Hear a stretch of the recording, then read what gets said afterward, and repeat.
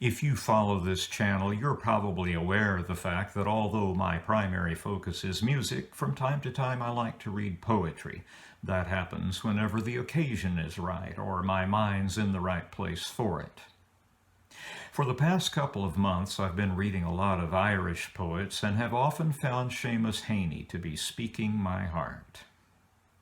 It's been my custom in recent years to greet my friend June each year on the occasion of her birthday with some kind of video tribute.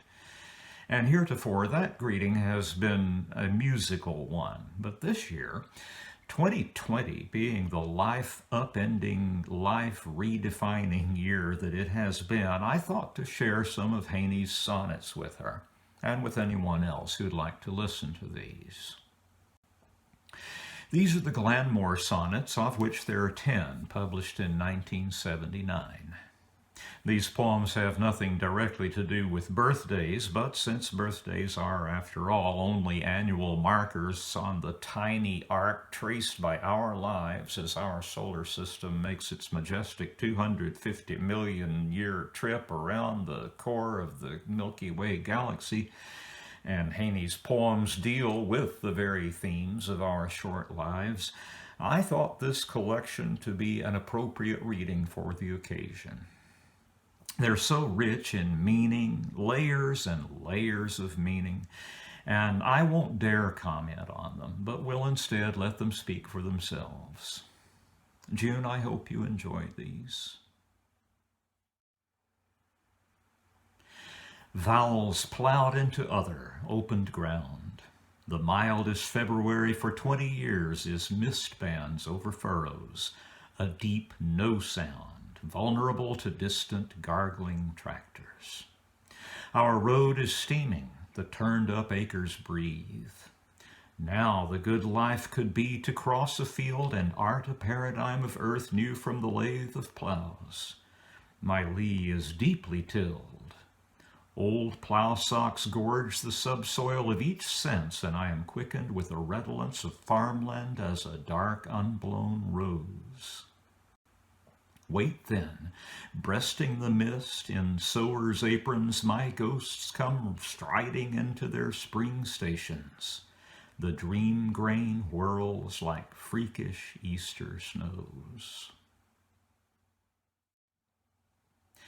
Sensings, mountings from the hiding places, words entering almost the sense of touch, ferreting themselves out of their dark hutch.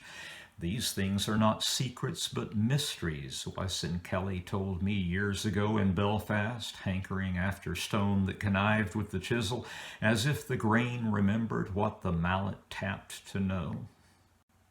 Then I landed in the hedge school of Glanmore, and from the backs of ditches hoped to raise a voice caught back off slughorn and slow chanter that might continue, hold, dispel, appease.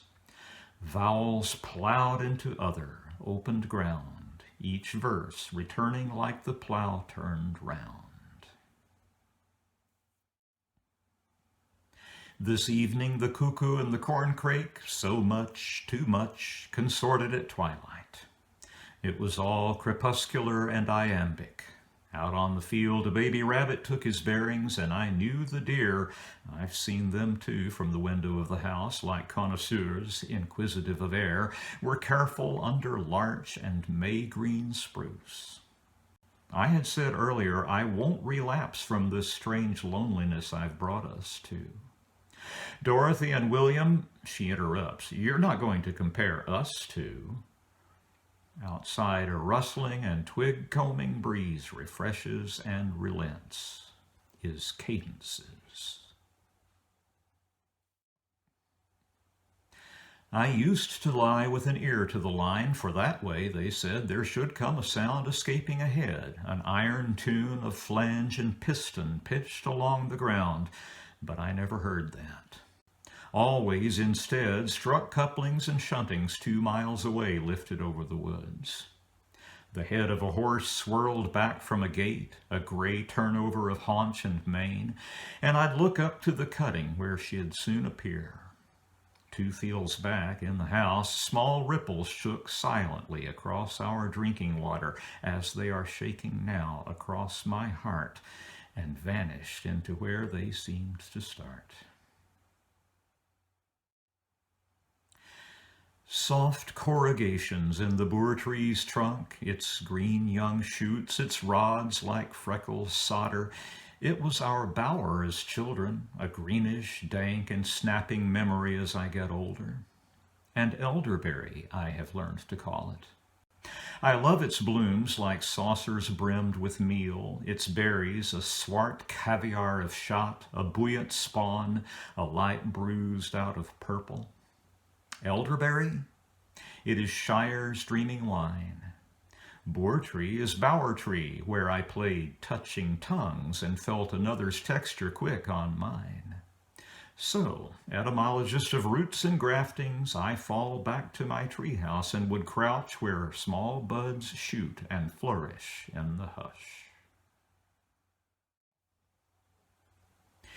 He lived there in the unsayable lights. He saw the fuchsia in a drizzling noon, the elderflower at dusk like a risen moon, and green fields graying on the wind-swept heights.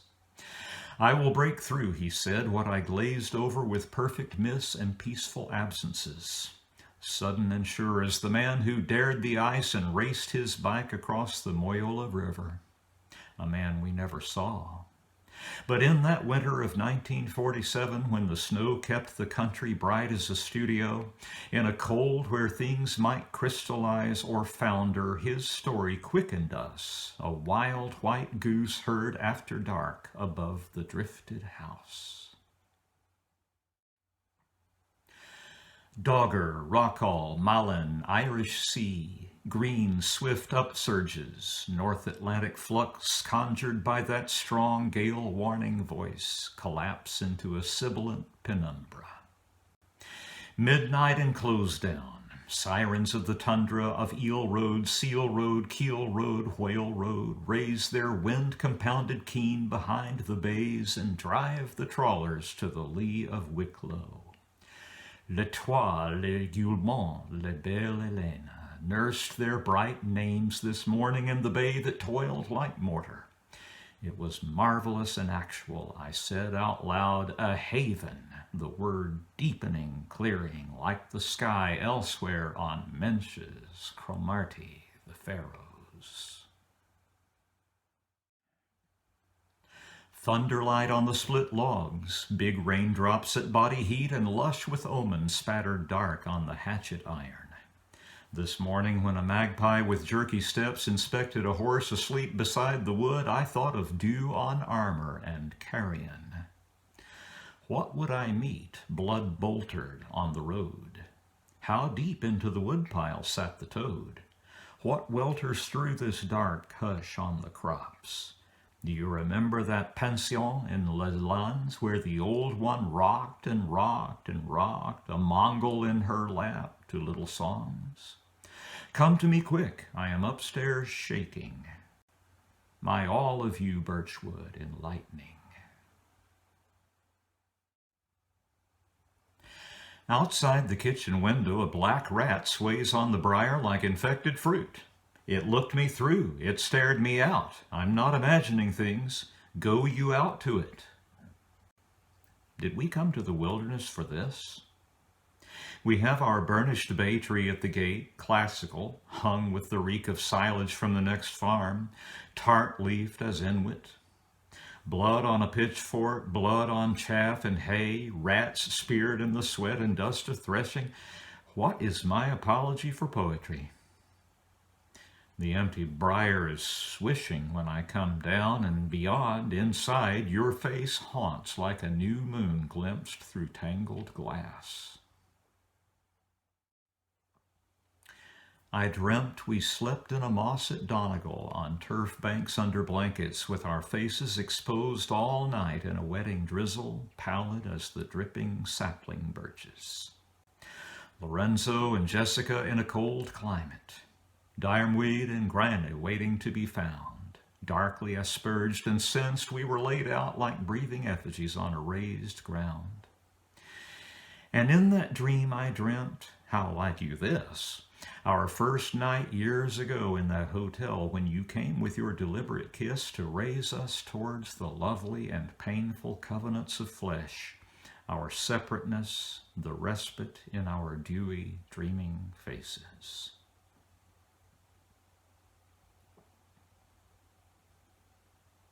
Happy birthday, June.